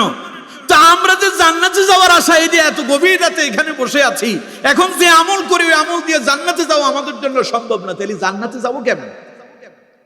আমাদেরকে জান্নাতে যাওয়ার জন্য আল্লাহর অনুগ্রহ লাগবে। আল্লাহর দয়া ছাড়া জান্নাত পাওয়ার আমাদের কোনো সম্ভাবনাই নাই। এই যে আপনারা আপনাদের কবরস্থানের নাম লিখলেন, খুফি বাইতুল আমান কবরস্থান, এই কবরস্থানে যারা মৃত অবস্থায় শুয়ে আছে, কারা জান্নাতি আর কারা জাহান্নামী আমরা কি জানি নাকি? বলতে হবে, আমরা কেউ জানি? আমাদের কারো জানা নাই। এমনও মানুষ থাকতে পারে দুনিয়াতে আমল তেমন একখান করতে পারে নাই, তবে আল্লাহরে খুব ভালোবাসতো, মহব্বত করতো, আল্লাহর ইবাদত করছিল, চেষ্টা করছিল, কিন্তু মাঝে মধ্যে কিছু কিছু ভুলও হয়েছে। আল্লাহ পাক খুশি হয়ে বলেন, বান্দারে তুই যে চেষ্টা করলে আমি খুশি হয়ে অনুগ্রহ করে দয়া করে তোরে মাফ করে দিলাম। আল্লাহ যদি দয়া করে মাফ করে দেয় তাহলে আমরা বাঁচতে পারবো, না হলে আল্লাহ যদি আমাদের থেকে যদি হিসাব নেন আমরা কেউ বাঁচতে পারবো? এই জন্য আমার বন্ধুগণ, আল্লাহ রাব্বুল আলামিন যে বললেন আর রহমানির রহিম, আমি হলাম পরম দয়ালু, অসীম মেহেরবান। এই অসীম মেহেরবান হলেন পরকাল জগতে। তিনি তার কিছু কিছু বান্দাদেরকে তিনি গোপনে গোপনে মাফ করে দিবেন। তার মানে গোপন ভালোবাসা। দেখবেন অনেক বাপ আছে এমন, ছেলে তার দুইটা ছেলেরে ফাঁকি দিয়া গোপনে গোপনে আরেকটা ছেলেরে ভালোবেসে মৃত্যুর আগে ওর নামে কিছু সম্পদ লিখে দেয়, আছে না নাই? বাকি দুইজন তা জানতেই পারে না। আল্লাহ পাক বলেন কিয়ামতের দিন আমি আমার কিছু বান্দাকে এইভাবে গোপনে গোপনে মাফ করে দেব, মানুষ জানবেই না। অনুগ্রহ দিয়ে আমি আল্লাহ তাদেরকে জান্নাত দিয়ে দেব। আল্লাহু আকবার। এই জন্য আল্লাহ রাব্বুল আলামিন বলছেন, আমার বান্দারে আমার প্রশংসা এই জন্য করবে, আর রহমানির রহিম, আমি হলাম পরম দয়ালু, অসীম মেহেরবান। আমার বন্ধুগণ, আল্লাহ আমাদের প্রতি কত দয়া করেছেন, একটু যদি হিসাব মিলায়া দেখেন বুঝতে পারবেন কত দয়া। আল্লাহ আমাদের প্রতি যত দয়া করছেন হিসাব করে গণনা করে শেষ করা যাবে নাকি? কথা কয় না যাবে। কিন্তু আমার বন্ধুগণ, দুই একটা বিষয় আল্লাহ উপমা দিয়েছেন আল্লাহ কেমন দয়ালু। সূরা আর রহমানের শুরুতেই তিনি বলেছেন আর রহমান, আমি আল্লাহ হলাম পরম দয়ালু। আল্লামাল কুরআন, আমি তোমাদেরকে শিখিয়েছি কোরআন। খালাকাল ইনসান, আমি সৃষ্টি করেছি মানুষ। আল্লামাহুল বায়ান, শিক্ষা দিয়েছি তার কথা বলতে। সুবহানাল্লাহ। কোন এর চাইতে বড় নিয়ামত আর কি হবে বলেন? তিনি আমাদেরকে কোরআন শিখিয়েছেন। কোরআনের চাইতে শ্রেষ্ঠ কোন কিতাব এই পৃথিবীতে আছে নাকি? আসমানের নিচে জমিনের উপরে আল্লাহর কোরআনের চাইতে শ্রেষ্ঠ কোন কিতাব এই পৃথিবীতে আসেনি। এই কিতাবের সাথে যাদের সম্পর্ক হবে, আল্লাহ পাক বলেন এই কোরআন তাদেরকে জান্নাত পর্যন্ত পৌঁছায় দেবে। সুতরাং বন্ধুগণ, আমার এই শ্রেষ্ঠ নিয়ামত আল্লাহ আমাদেরকে দিয়েছেন। পড়েন সুবহানাল্লাহ। আরো জোরে কোন সুবহানাল্লাহ। আপনি যে একবার যদি কোন কোরআন, এই কোরআন যদি বলেন আলিফ লাম কফ আলিফ রা নুন, পাঁচটা হরফ হলো আল কোরআন। এই পাঁচটা হরফ যদি আপনি একবার উচ্চারণ করেন, আল্লাহ পাক আপনাকে 50টা নেকি দান করবেন। আপনি যদি একবার পড়েন আলহামদুলিল্লাহ, তাহলে কয়টা হরফ হলো? আলিফ লাম হা মিম লাম লাম হা, কয়টা হলো? 7টা। আল্লাহ তাআলা 70টা নেকি আপনার দান করবেন। তো এর চাইতে বড় নিয়ামত আর কি আছে বলে? এটা পড়বেন সওয়াব, শুনবেন সওয়াব, ধরবেন সওয়াব। আল্লাহ তাআলা বলছেন, আমার বান্দারে আল্লামাল কুরআন, আমি তোমার সেই রব, আমি তোমার সেই দয়ালু প্রভু, দয়া করে তোমাদেরকে আমি কোরআন দিয়েছি। এরপরে আল্লাহ পাক বলছেন, এখানে শেষ করি নাই, খালাকাল ইনসান, তোমাদেরকে আমি সৃষ্টি করেছি। আমার বন্ধুগণ, আল্লাহ যদি আমাদেরকে সৃষ্টি না করতেন, বাপের ক্ষমতা আছে নাকি আমরা দুনিয়ায় আসতে পারতাম? কত মা এমন আছে বিয়ে হয়েছে 10 বছর 15 বছর 20 বছর হয়ে গেল, এখনো পর্যন্ত একটা সন্তানের চেহারা দেখেনি। কত আব্বা মা দুইজন ডাক্তার কবিরাজের কাছে দৌড়াচ্ছে, স্বামী স্ত্রী দুইজন ডাক্তারের কাছে যেতে যেতে সব পয়সা শেষ হয়ে যায়, একটা সন্তানের জন্য ঘুরতেছে। কিন্তু আমার বন্ধুগণ, ডাক্তার কি সন্তান দিতে পারবে নাকি? কবিরাজ সন্তান দিতে পারবে নাকি? আমার বন্ধুগণ, কোন তো দেখি সন্তান দেওয়ার মালিককে। আল্লাহ যতক্ষণ পর্যন্ত দেবেন না ততক্ষণ পর্যন্ত কারো ক্ষমতা নাই সন্তান জন্ম দেয়া। এই জন্য বিবাহ করলে স্বামী স্ত্রীর মিলন হলেই যে সন্তান হবে এমন কোনো গ্যারান্টি নাই। সন্তান দেওয়ার একচ্ছত্র মালিক হলেন আল্লাহ। সুতরাং আল্লাহ পাক বলছেন, বান্দারে আমার কত দয়া তোমার প্রতি হয়েছে দেখো। আমি যদি দয়া না করতাম, আমি যদি অনুগ্রহ না করতাম, আমার বান্দা তুমি দুনিয়ার মুখ দেখতে পারতা না। খালাকাল ইনসান, আমি আল্লাহ দয়া করে তোমাদেরকে সৃষ্টি করেছি। আল্লাহু আকবার। এবার দেখেন আপনার চেহারার দিকে তাকান, কত সুন্দর চেহারা আপনার। দুটো চোখ দিলেন চানা চানা করে, দুটো কান দিলেন শোনার জন্য, নাকের ভেতরে দুইটা ছিদ্র দিলেন নিঃশ্বাস নেওয়ার জন্য। একটা ছিদ্র যদি ঠান্ডা জনিত কারণে, যদি সর্দির কারণে বন্ধ হয়ে যায়, আরেকটা দিয়ে শ্বাস নিঃশ্বাস নিতে পারেন। আমার বন্ধুগণ, হাত পা গুলো সবই দিলেন, সবই ঠিক আছে, কিন্তু এবার চিন্তা করেন, সব দেওয়ার পরে যদি কথা বলার শক্তি আল্লাহ না দিতেন, তাহলে পরে কথা বলতে পারতেন নাকি? আপনার এলাকায় দেখেন, আপনার আশেপাশে এমন অনেক আছে, চেহারাটা কত সুন্দর, হাত পা গুলো কত সুন্দর, আহারে কত সুন্দর করে চলতেছে, সুন্দর জামা পরিধান করছে, কিন্তু আল্লাহ রাব্বুল আলামিন সব দিলেন, তার জবান দিয়ে সে কথা বলতে পারে না।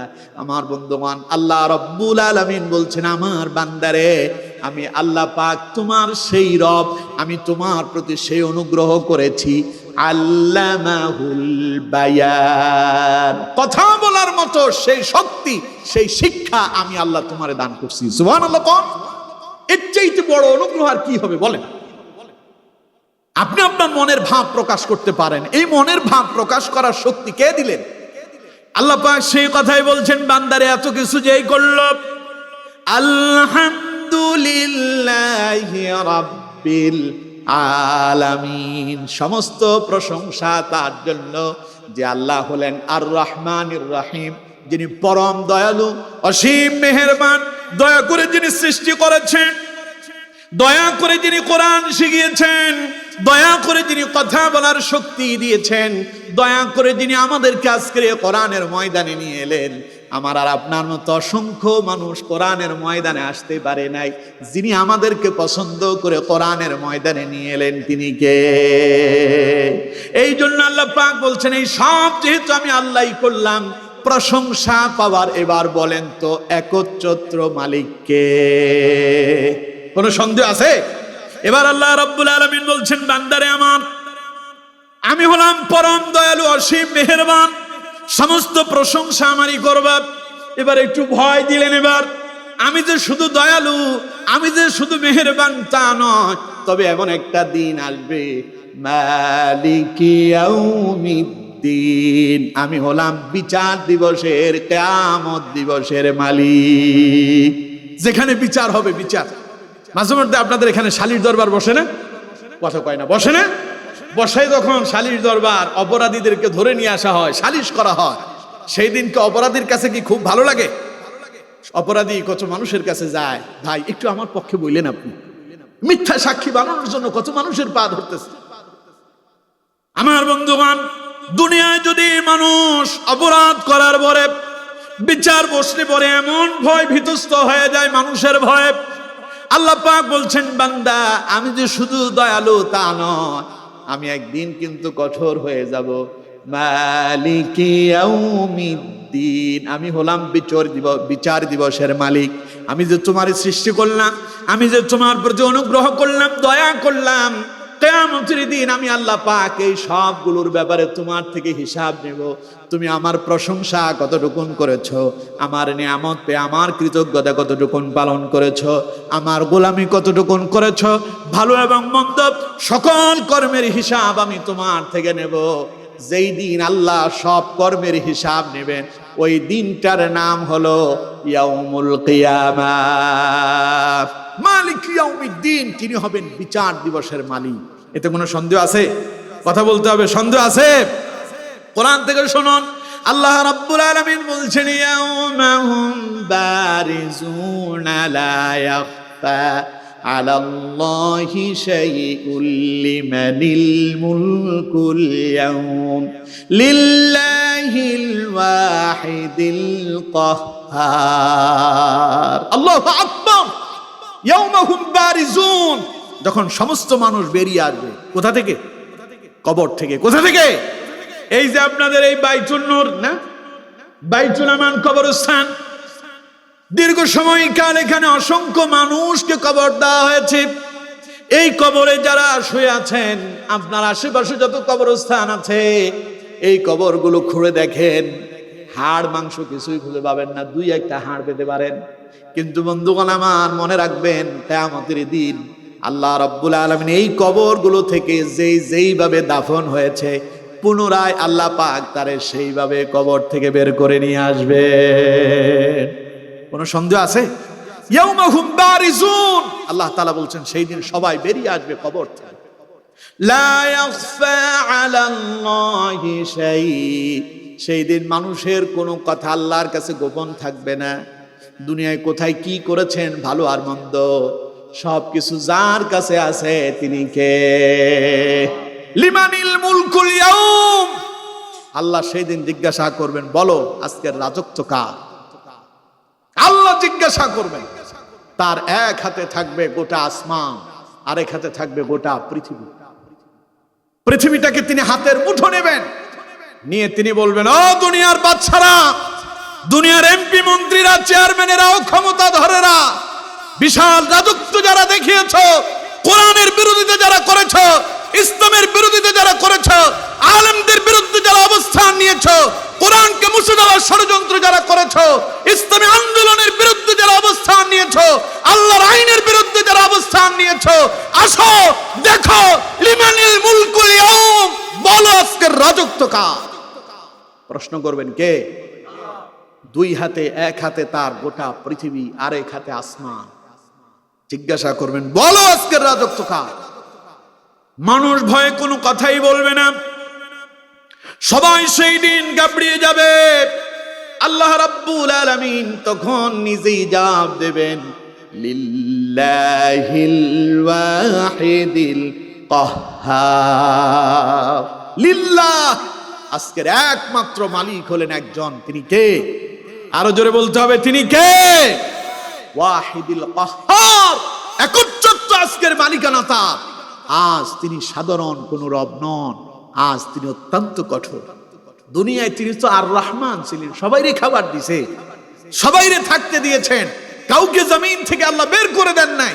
সুতরাং মনে রেখো, আজকে তিনি কাহ্হার, অত্যন্ত কঠোর। আজকের এই দিনে আল্লাহর ভয়ে নবীরা পর্যন্ত চুপ হয়ে যাবে, নবীরা পর্যন্ত কথা বলবেন আল্লাহর ভয়ে। সেই দিন সব নবীরা ভয়ে বিতস্ত হয়ে পড়বে, কেউ কথা বলবে না। শুধুমাত্র একজন নবীকে আল্লাহ রাব্বুল আলামিন পারমিশন দিবেন, যিনি উম্মতের জন্য আল্লাহর কাছে সুপারিশ করবে। তিনি কে? তিনি কে?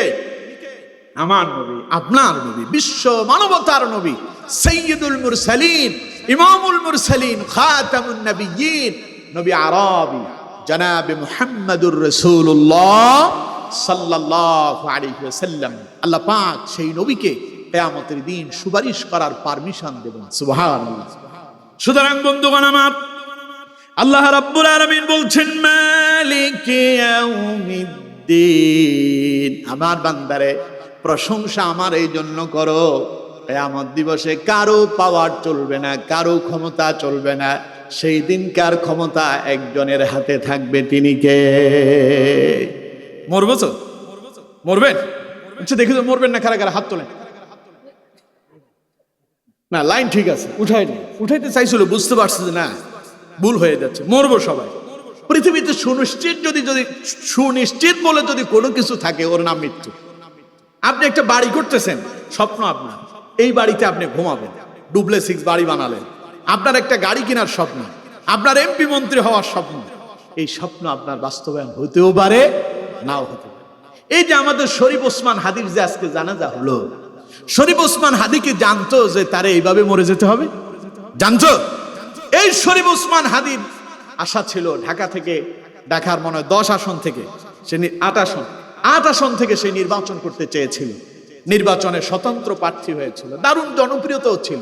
লোকজন তারে দেখলেই তাকে সহযোগিতা করত, যদিও তার দলের না। একজন দেখলাম বিএনপির লোক, সেই গিয়া তার প্রচারণার কাছে গিয়া হাদির পকেটের ভেতর কিছু টাকা ঢুকায় দিছে। আরেকজন দেখলাম জামাত ইসলাম করে, উনি গিয়া পকেটের ভেতরে টাকা ঢুকায় দিছে। সে খোলার পরে দেখে 1-2 টাকা না, 50,000 টাকার একটা বান্ডিল, 50,000 টাকার বান্ডিল তার পকেটের ভেতরে ঢুকায় দিছে। আমার বন্ধুগণ, এই যে মানুষের ভালোবাসা ছিল, উচ্ছ্বাস ছিল, যে আমাদের হাদি নির্বাচন করবে।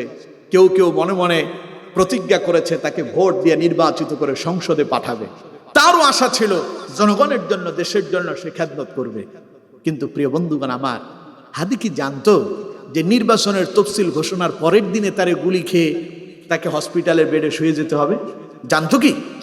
সে যদি জানতো তাহলে তো সেই দিন সে ঘর থেকে বেরোতো। আমার বন্ধুগণ, সুতরাং তার অনেক স্বপ্ন ছিল, মানুষ তাকে নিয়ে অনেক স্বপ্ন দেখেছে। তার আশা ছিল সে এমপি হবে, জনগণের জন্য সেবা করবে, খেদমত করবে, হয়তো ইসলামের উপকারেও আসতো। কিন্তু আমার বন্ধুগণ, মৃত্যু তাকে আর সেই পর্যন্ত যেতে দেয় নাই। নির্বাচন এখনো সামনে, কিন্তু হাদি চলে গেল কবরের ভেতরে। ঠিক না? হাদির জন্য আমাদের খুব মায়া কান্না হয়। এই ছেলেটা এমন গর্জে কথা বলতো, তার কথার ভেতরে আলাদা একটা পাওয়ার ছিল। ঠিক না?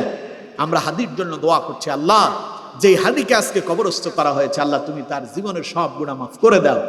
আল্লাহ তাকে তুমি জান্নাতের মেহমান হিসেবে কবুল করো। বলেন আমিন। আমার বন্ধুগণ, সুতরাং মানুষের অনেক স্বপ্ন থাকে, যে স্বপ্ন আমাদের শরীফ ওসমান হাদিরও ছিল। আপনার অনেক স্বপ্ন আছে, আপনি একটা বাড়ি করবেন, আপনার একটা গাড়ি হবে, আপনার অনেক সম্পদ হবে। আমারও এমন স্বপ্ন আছে। ডানে বামের সামনে পেছনে যারা আছেন, এক একজনের এক একটা স্বপ্ন আছে, কিন্তু কবরে যাওয়ার স্বপ্ন আমরা কেউ দেখি না। সবাই বেঁচে থাকার জন্য চেষ্টা করতেছি। বিশ্বাস করেন যে এই চেষ্টায় আমরা লেগেছি বেঁচে থাকার জন্য। অসুস্থ হলে, পেটে ব্যথা হলে, আমাদের সর্দি কাশি হলে, জ্বর আমাশা হলে ডাক্তারের কাছে চলে যাই, ওষুধ খেতে হবে, বেঁচে থাকতে হবে। আমার বন্ধুগণ, আপনার ওষুধ আপনাকে বাঁচায় রাখতে পারবে না। যেই দিন আল্লাহর ডাক এসে যাবে, ইদা জাআ আজালুহুম লা ইস্তাখিরুনা সাআতাও ওয়া লা ইস্তাকদিমুন। যেই দিন মালাকুল মউত আপনার কাছে আসবে, সেই দিন আপনার জ্বর হোক আর না হোক, মাথা ব্যথা হোক আর না হোক, কোন অসুস্থতা থাকুক আর না থাকুক, সুস্থ স্বাভাবিক মানুষটাও এক মুহূর্তের ভেতরে দুনিয়ার এই সফর শেষ করে পরকালের যাত্রী হয়ে যাবে।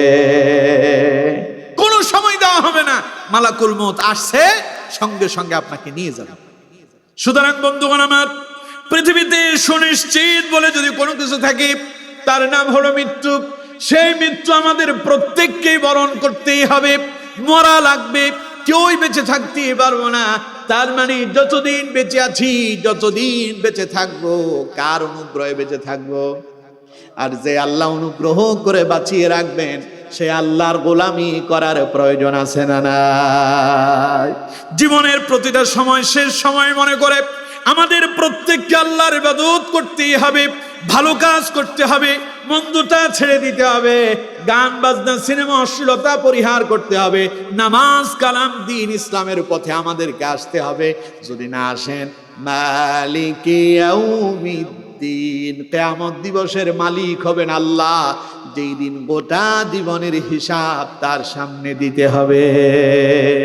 এর জন্য জীবনের প্রতিটা সময় গোলামি করব কার? চিল্লায় বলেন কার? আর 12 মিনিট কথা বলবো। কত মিনিট? অসুবিধা হচ্ছে না? কষ্ট হইতেছে? মুরব্বী মানুষ, বসেন। আপনাদের অসুবিধা হচ্ছে না তো? আর 12টা মিনিট। আমার বন্ধুগণ, তাহলে এবার বলেন, কিয়ামত দিবসের মালিক কে? এই পৃথিবীর মালিক কে?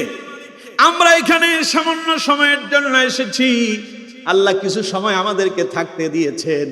কোরআনের ভাষায় আল্লাহ পাক বলছেন, ফি ইয়াউমিন কানা মিকদারুহু 50 আলফ সানা। দুনিয়ার এই সময়, কিয়ামত দিবসের সময়টা কেমন হবে শোনো। যেই দিন আল্লাহ রাব্বুল আলামিন কিয়ামত দিবসের মালিক হবেন, সেই দিনের একটা দিন হবে পৃথিবীর 50,000 বছরের সমান। কত হাজার বছর? 50,000 বছর একটা দিন। পরকালের একদিন হবে পৃথিবীর 50,000 বছরের সমান। তুই চিন্তা করেন, তাইলে পৃথিবীতে আমরা কয়দিন বেঁচে থাকবো? আপনি যদি 100 বছর হায়াত পান, গবেষকরা গবেষণা করে বলল, তার মানে মাত্র 2 মিনিট আপনি বেঁচে থাকলেন। এই দুনিয়ার 2 মিনিট বেঁচে থাকার জন্য আরেকজনের জমিন জবরদখল করে আপনি খাচ্ছেন।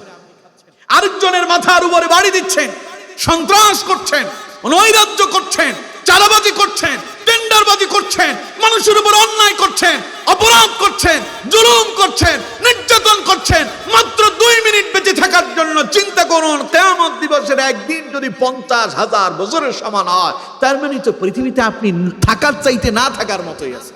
ঠিক কি না? তো কি করতেছেন? মরতেই হবে।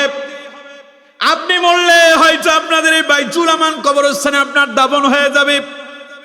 যখনই মরে যাবেন কবরে রেখে সবাই চলে আসবে, আপনার কথা 2-4 দিন মানুষ মুখে নেবে, এরপরে আপনারে সবাই ভুলে যাবে। এই যে হাদির জন্য আজকের এত আন্দোলন, এত সংগ্রাম, এত মিছিল, এটা 2-4 দিন 10 দিন থাকবে, এরপরে মানুষ এক সময় তাকে ভুলে যাবে। কারণ তারে নিয়ে পড়ে থাকলে তো চলবে না, তারও দুনিয়াদারি আছে। এই জন্য একটা সময় বাপ হারা সন্তানটা বাবার জন্য 2-4 দিন খুব কান্নাকাটি করে, খাওয়া দাওয়া বন্ধ হয়ে যায়। মা হারা মেয়েটা তার বাবার জন্য কান্নাকাটি করে, 2-4 দিন কান্নাকাটি করে, এরপরে ভুলে যায়। কারণ এটাই আল্লাহ রাব্বুল আলামিনের বিধান, তোমাকে দুনিয়াদারি করতে হবে। কিছুদিন যখন পর্দার আড়ালে চলে যায়, একটা সময় মানুষ তারে ভুলে যায়, কারণ তারও দুনিয়াদারি আছে। আমার বন্ধুগণ, সুতরাং এই দুনিয়া থেকে আমাদেরকেও চলে যেতে হবে। চলে যাওয়ার পরে আপনজনেরা আমাদেরকেও ভুলে যাবে, ভুলবে না? তার মানে আমার বন্ধুগণ, মরে যখন যাব, চলেই যখন যাব, গোলামি কার করব? চিল্লাই বলতে হবে, গোলামি কার? আল্লাহ রাব্বুল আলামিন পরের আয়াতে সেই কথাই বলছেন, ইয়্যাকা না'বুদু ওয়া ইয়্যাকা নাস্তাঈন। বলো, ইয়্যাকা না'বুদু, আল্লাহ আমরা তো কেবল তোমারই ইবাদত করি, ওয়া ইয়্যাকা নাস্তাঈন, আমরা তো কেবল তোমার কাছে সাহায্য চাই। আমার বন্ধুগণ, আল্লাহ যে আমাদেরকে সৃষ্টি করেছেন, আল্লাহ আমাদেরকে সৃষ্টি করার পেছনে আল্লাহর একটা উদ্দেশ্য আছে না নাই? জোরে বলতে হবে, আছে না নাই? এই যে মাইকওয়ালা এই মাইক নিয়ে আসছে, এই মাইক যারা বানালো, বানানোর পেছনে একটা উদ্দেশ্য ছিল না? ওরা কি এটা সাজায় রাখার জন্য বানাইছে? না, এটা বানালো এই জন্য, এটার সামনে যখন মানুষ কথা বলবে, এটার আওয়াজ চতুর্দিকে ছড়িয়ে পড়বে, দূর থেকে মানুষ শুনতে পাবে। তো আল্লাহ যে আমাদেরকে বানালেন, খামোখা বানান নাই, আল্লাহ আমাদেরকে বানানোর পেছনে একটা উদ্দেশ্য আছে। সে উদ্দেশ্যটা কি? কোরআনে আল্লাহ রাব্বুল আলামিন জানিয়ে দিয়েছেন, ওয়ামা খালাকাতুল জিন্না ওয়াল ইনসা ইল্লা লিয়াবুদুন। আমি জিন এবং মানুষদেরকে তৈরি করেছি একমাত্র শুধুমাত্র একজনের গোলামি করবে তারা। বলেন তো তিনি কে? আল্লাহ তাআলা বলছেন, আমার গোলামি করার জন্য আমি তোমাদেরকে সৃষ্টি করেছি। আর এখানে আল্লাহ সেই কথাই বলছেন, বান্দা বলো, ইয়্যাকা না'বুদু, আমরা কেবল তোমারই ইবাদত করি, আমরা কেবল তোমারই গোলামি করি, ওয়া ইয়্যাকা নাস্তাঈন, আর সাহায্য চাই শুধু তোমার কাছে। রাসূলুল্লাহ বলেছেন, ইযা সাআলতা ফাসআলিল্লাহ ওয়া ইযা ইসতাআনতা ফাসতাঈন বিল্লাহ। ও দুনিয়ার মানুষেরা, যখনই তোমার কোনো চাওয়ার প্রয়োজন হবে তখন আল্লাহর কাছে চাও, তোমার কোনো সাহায্য লাগলেই তখন আল্লাহরে বলো। সব সাহায্য প্রয়োজন যিনি মিটায় দিতে পারেন তিনি কে? এই জন্য ইবাদত হবে আল্লাহর, সাহায্য চাইবো কার কাছে? কিন্তু দুর্ভাগ্য, নামাজে দাঁড়ায় আমরা বলি ইয়্যাকা না'বুদু ওয়া ইয়্যাকা নাস্তাঈন, আল্লাহ আমরা কেবল তোমারই ইবাদত করি আর তোমার কাছে সাহায্য চাই। কিন্তু নামাজের পরে জমিনে আসলে আল্লাহরে ভুলে গিয়া আল্লাহর আইনের বিরুদ্ধে আমরা সমাজ পরিচালনা করার জন্য চেষ্টায় লেগে যাই। ঠিক কিনা? কয় যে আমরা আল্লাহর আইনে বিশ্বাসী না, আমরা শরীয়ত আইনে বিশ্বাসী না, আমরা আমাদের আইনে বিশ্বাসী। তো তোমরা যদি তোমাদের আইনের বিশ্বাসী হও, স্বাধীনতার এই 54 বছর দুর্নীতি বন্ধ করতে পারলা না কেন? দর্শন বন্ধ করতে পারলা না কেন? জেনা ব্যভিচার বন্ধ করতে পারো নাই কেন? তোমরা যদি তোমাদের আইনে বিশ্বাসী হও, তাহলে আজ পর্যন্ত এই বাংলাদেশের খুন খারাপি সন্ত্রাসী বন্ধ করতে পারলা না কেন? আল্লাহর আইন ছাড়া এগুলো বন্ধ করা সম্ভব? সবাই বলতে হবে, আল্লাহর আইন ছাড়া এগুলো বন্ধ করা সম্ভব? তাহলে এগুলো বন্ধ করার জন্য আইন লাগবে কার? মসজিদে কয় ইয়্যাকা না'বুদু, আল্লাহ তোমার ইবাদত করি। জমিনে আসলে কয় শয়তানের কয় আমরা তোরেও খুশি রাখি। মসজিদে যায় কয় তোমার ইবাদত করি, জমিনে আইসা সিনেমা চালায় দে, মোবাইলে ফেসবুকে ঢুকে গান বাজনা দেখে আর শয়তানের কয় আমরা যে খালি আল্লাহর ইবাদত করি তা কিন্তু না। মাঝে মধ্যে সিনেমা, গান বাজনা, টিকটক, তারপরে মোবাইলে পাবজির মতো গেমস খেলে আমরা শয়তানের ইবাদত করে তারেও খুশি করে দেয়, ঠিক কিনা? আল্লাহরে খালি খুশি করবো, আল্লাহ খুশি হবে, শয়তান অসন্তুষ্ট হবে তা হবে না। এই জন্য মাঝে মধ্যে তারা শয়তানরেও খুশি করে। আমার বন্ধুগণ, শয়তানরে খুশি করলেই বিপদ আছে না নাই? সবাই বলতে হবে আছে না নাই? তাহলে খুশি করবো কারে? পারবো তো ইনশাআল্লাহ। ইয়াকা না'বুদু, ইবাদত করবো আল্লাহর, ওয়া ইয়াকা নাস্তাঈন, সাহায্য চাইবো কার কাছে? এবার কি সাহায্য আল্লাহর কাছে চাইবেন? আল্লাহ শিখায়া দিচ্ছে। আল্লাহ রাব্বুল আলামিন দোয়া শিখায়া দিচ্ছেন, শ্রেষ্ঠ দোয়া। এই দোয়া কে শিখালেন? সব নবীদের নির্ধারিত নির্দিষ্ট দোয়া ছিল, কিন্তু আমার বন্ধুগণ আল্লাহ রাব্বুল আলামিন এই উম্মতের জন্য, নবীর উম্মতের জন্য তিনি নিজে দোয়া শিখায় দিলেন। বান্দা বলল ইয়াকা না'বুদু ওয়া ইয়াকা নাস্তাঈন, আল্লাহ আমরা তোমার ইবাদত করি, তোমার কাছে সাহায্য চাই। আল্লাহ কয় বান্দা তাহলে সাহায্য এইভাবে চাও, ইহদিনাস সিরাতাল মুস্তাকিম, হে আমাদের প্রতিপালক, আমাদের রব, তুমি আমাদেরকে সহজ, সরল, সঠিক পথে আমাদেরকে পরিচালিত করো। সুবহানাল্লাহ, এর চাইতে আর উত্তম দোয়া কি হতে পারে? সিরাতাল্লাযীনা আন'আমতা আলাইহিম, তুমি আমাদেরকে তাদের পথে চালাও যাদের উপরে তুমি ছিলে সন্তুষ্ট। তার মানে আল্লাহ সন্তুষ্ট হলেন নবীদের উপরে, আল্লাহ সন্তুষ্ট হলেন রাসূলুল্লাহর সাহাবীদের উপরে, আল্লাহ সন্তুষ্ট হলেন মুমিনদের উপরে, আল্লাহ সন্তুষ্ট হলেন শহীদদের উপরে। তার মানে আল্লাহ আমাদেরকে চালাও নবীদের পথে, আমাদেরকে চালাও সাহাবীদের পথে, আমাদেরকে চালাও মুমিনদের পথে, আমাদেরকে চালাও তোমার সন্তুষ্টির পথে। সুবহানাল্লাহ। আল্লাহ শিখাই দিচ্ছেন দোয়াটা এইভাবে করো, সিরাতাল্লাযীনা আন'আমতা আলাইহিম, আল্লাহ আমাদেরকে তাদের পথে পরিচালিত করো যাদের প্রতি তুমি ছিলে সন্তুষ্ট, খুশি ছিলে। গায়রিল মাগদুবি আলাইহিম ওয়ালাদ-দাল্লিন, তাদের পথে আমাদেরকে পরিচালিত করো না যাদের পথে চললে পরে গজব আসে, বিপদ আসে, যারা ছিল পথভ্রষ্ট, যারা ছিল পথহারা, যাদেরকে তুমি গজব দিয়ে শেষ করে দিয়েছো, তাদের পথে আমাদেরকে পরিচালিত করো না। তার মানে ফেরাউন, নমরুদ, হামান, কামান, আবু জাহেল, আবু লাহাব, উতবা, সাইবা, মুগিরা, এরা ছিল পথভ্রষ্ট, এগুলো ছিল পথহারা, এগুলো ছিল আল্লাহর দুশমন, এদের উপর আল্লাহর গজব নেমে এসেছে। আল্লাহ দোয়া শিখিয়ে দিচ্ছেন, বান্দা আমার কাছে দোয়া করে এইভাবে, আল্লাহ তুমি আমাদেরকে পথভ্রষ্ট, পথহারা, তোমার উপরে যাদের উপরে তোমার গজব নেমে এসেছে তাদের পথে আমাদেরকে পরিচালিত করো না। বান্দা যখন নামাজে দাঁড়ায় এইভাবে দোয়া করে, আল্লাহ পাক তখন তার দোয়াটারে মঞ্জুর করে নেন। পড়েন সুবহানাল্লাহ। এজন্য রাসূল করিম সাল্লাল্লাহু আলাইহি ওয়াসাল্লাম বলছেন, আফদালুয যিকরি লা ইলাহা ইল্লাল্লাহ ওয়া আফদালুদ দুআই আলহামদুলিল্লাহ। নবীজি বলছেন সবচাইতে শ্রেষ্ঠ জিকির হলো লা ইলাহা ইল্লাল্লাহ, আর সবচাইতে শ্রেষ্ঠ দোয়া হলো আলহামদুলিল্লাহ, অর্থাৎ সূরা ফাতিহা। এই সূরা ফাতিহার ভিতরে আল্লাহ পাক নিজেই বান্দার জন্য দোয়া শিখিয়ে দিয়েছেন। এই জন্য যখন কোনো দোয়া পারবেন না, খালি সূরা ফাতিহা পড়ে আল্লাহর কাছে দোয়া করবেন, এটাই শ্রেষ্ঠ দোয়া হয়ে যাবে। আসুন আমার বন্ধুগণ, এই জন্য নামাজে দাঁড়ালেই আমরা নামাজ শুরু করি সূরা ফাতিহা দিয়া। রাসূলুল্লাহ বলেছেন, লা সালাতা ইল্লা বিফাতিহাতিল কিতাব, সূরা ফাতিহা ছাড়া নামাজই হয় না। নামাজে দাঁড়ালে আমরা দোয়া করি কার কাছে? কথা কয় না, কার কাছে? আল্লাহ তাআলা সবার জন্য নির্ধারিত করে দিয়েছেন, আমার বান্দারা সবাই তোমরা এই দোয়া আল্লাহর কাছে করো, যে নামাজে যখনই দাঁড়ায় যাবা আল্লাহর প্রশংসা করবা আর আল্লাহর কাছে সাহায্য চাইবা। এরপরে যেই সূরা তোমার মনে চায় সেই সূরা তুমি পড়ো। সূরা ফাতিহা বাদ দিয়া সূরা বাকারা দিয়ে আজ পর্যন্ত আপনাদের মসজিদের ইমাম সাহেব কি নামাজ পড়াইছিল? কিয়ামত পর্যন্ত পড়ানোর সম্ভাবনা আছে? সূরা একটাই দিয়ে শুরু হবে, সেটা হলো আলহামদুলিল্লাহি রাব্বিল আলামিন, আল্লাহর প্রশংসা।